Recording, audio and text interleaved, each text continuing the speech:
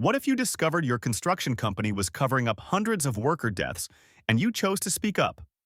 Meet Sarah Chen, a construction foreman overseeing World Cup Stadium construction in 2019.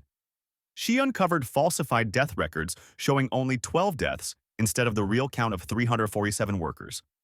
Her choice was simple but devastating. Stay silent and keep her $200,000 contract or report the truth. She contacted international human rights organizations with the evidence. Within weeks, she lost her job, faced deportation, and received threats from construction cartels. But something unexpected happened. Her courage triggered worldwide investigations that exposed the entire cover-up. Worker rights groups offered her protection and advocacy positions.